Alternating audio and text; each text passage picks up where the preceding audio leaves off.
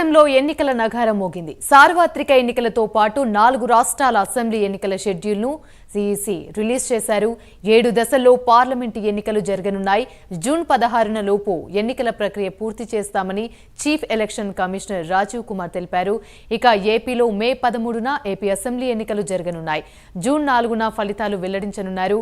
April 18న ఏపీలో ఎన్నికల notification వెలువడనుంది. April 25 వరకు నామినేషన్లు స్వీకరిస్తారు. ఏప్రిల్ 26న నామినేషన్ల పరిశీలన. ఇక ఉపసంహరణకు ఏప్రిల్ 29 వరకు గడువు విధించారు. ఇదే అంశానికి సంబంధించి మరిన్ని వివరాలు మా ప్రతినిధి నాగేంద్ర లైవ్ ద్వారా మరిన్ని అప్డేట్స్ అందిస్తారు. నాగేంద్ర, చెప్పండి. Thank you Yamini. దేశవ్యాప్తంగా నేటి నుంచి ఎన్నికల నగారా మోగింది. ఈ రోజు నుంచే ఎన్నికల కోడ్ కూడా ఈ రోజు నుంచే దేశవ్యాప్తంగా కూడా అమలు కాబోతుంది. మొత్తం దేశవ్యాప్తంగా లోక్సభ, అదేవిధంగా 4 రాష్ట్రాలు అసెంబ్లీతో పాటు మొత్తం 7 దశల్లో పోలింగ్ నిర్వహిస్తామంటూ కూడా 7 దశల్లో ఎన్నికలు నిర్వహిస్తామంటూ కూడా కేంద్ర ఎన్నికల కమిషన్ చెప్పింది. ముఖ్యంగా దానిలో భాగంగా ప్రధానంగా దేశవ్యాప్తంగా దాదాపు 97 కోట్లకు పైగా కూడా ఓటర్లు ఇప్పుడు ఆ దేశవ్యాప్తంగా జరిగేటటువంటి లోక్సభ ఎన్నికల్లో ఓటు హక్కు వినియోగించుకోబోతున్నారంటూ కూడా చెప్పడం జరిగింది. దాంతోపాటు మరొకవైపు దేశవ్యాప్తంగా 2 లక్షల మందికి పైగా కూడా 100 సంవత్సరాలు పైబడినటువంటి వారు కూడా ఓటు హక్కు వినియోగించుకోబోతున్నారు. దాంట్లో మొదటగా ఇప్పుడు ఆ ఏపీ, తెలంగాణ రాష్ట్రాలకు సంబంధించినటువంటి అంశంలో మొదటగా 4వ విడతలు అంటే మొత్తం 7 విడతల్లో దేశవ్యాప్తంగా ఎన్నికల పోలింగ్ నిర్వహిస్తున్నటువంటి నేపథ్యంలో తెలంగాణ, అదేవిధంగా ఏపీ ఈ 2 కూడా 4వ విడతలో ఎన్నికల పోలింగ్ నిర్వహించడం జరుగుతుంది. ముఖ్యంగా మే నెల 13వ తేదీన 2 రాష్ట్రాలు, ఒకవైపు ఏపీలో అటు అసెంబ్లీ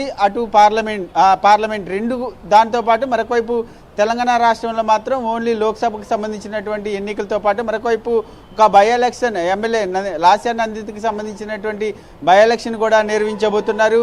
మే నెల 13వ తేదీన ఈ 2 రాష్ట్రాల్లో కూడా పోలింగ్ నిర్వహించబోతున్నటువంటి పరిస్థితి అయితే కనిపిస్తుంది. ముఖ్యంగా ఏప్రిల్ 18వ తేదీన ఆ నోటిఫికేషన్ రిలీజ్ అవుతుంది. అనంతరం 18వ తేదీ నుంచి 25వ తేదీ వరకు కూడా నామినేషన్ల ప్రక్రియ, స్వీకరణ ప్రక్రియ కొనసాగుతుంది. అనంతరం 26వ తేదీన నామినేషన్లకు సంబంధించినటువంటి గడువు ఉంటుంది. తర్వాత 13వ తేదీన 2 రాష్ట్రాల్లో కూడా పోలింగ్ ఉంటుంది. తర్వాత జూన్ 4వ తేదీన పోలింగ్ కౌంటింగ్కి సంబంధించినటువంటి ప్రక్రియ.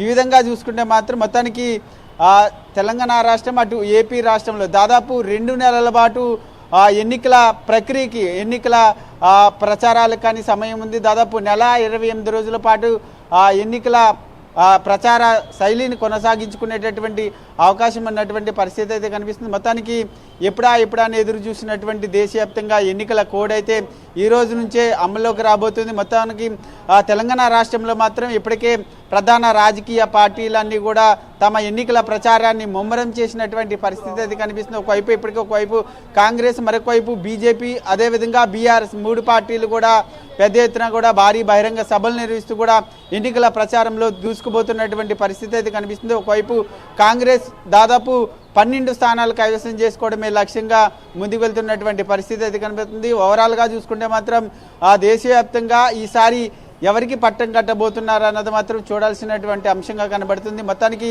ఈ ఎన్నికలకు సంబంధించినటువంటి అంశంలో మరొకవైపు కేంద్ర ఎన్నికల కమిషన్ వాలంటీర్లకు, అదేవిధంగా కాంట్రాక్ట్ ఉద్యోగులకు సంబంధించి ఎన్నికల పోలింగ్లో ఎవరు కూడా విధులు నిర్వర్తించడానికి వీల్లేదంటూ కూడా స్పష్టం చేసింది.